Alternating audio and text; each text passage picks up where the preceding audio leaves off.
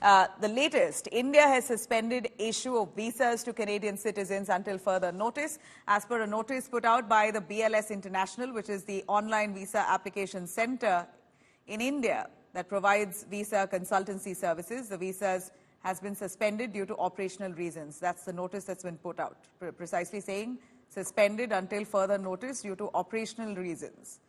Remember, just yesterday, Indian authorities had issued a hard-hitting advisory on hate crimes, urging Indian nationals and students in Canada to be cautious. All of this started when Canadian Prime Minister Justin Trudeau accused India of having a role in the Sikh leader's murder, Nijjar, post which Canada had expelled an Indian diplomat as well over what it calls the involvement of foreign government in its internal affairs. And within hours of Canada's provocation, New Delhi then retaliated by expelling a senior Canadian diplomat in a tit-for-tat move.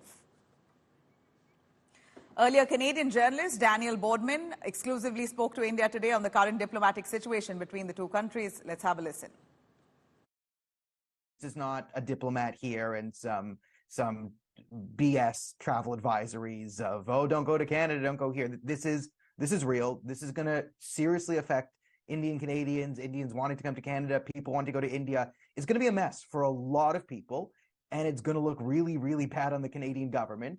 And it's going to force this. I mean, the Indian government's forced the Trudeau government's hand domestically into addressing this situation.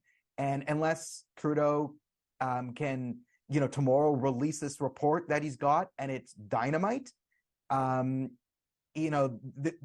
really nothing he can do. And if he thought he was just going to score an easy win here and distract from the Chinese interference scandal, and this would just be a lot easier to handle, India would be easier than China.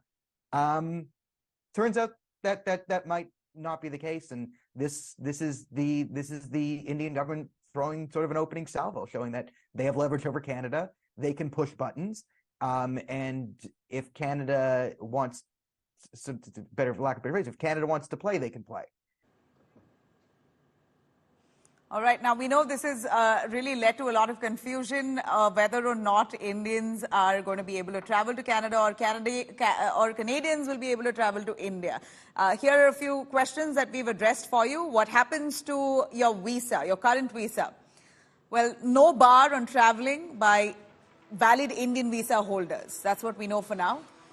Now, you may wonder if you can travel to Canada at all. Then what we understand here is that there's no bar on Indian travelers at all.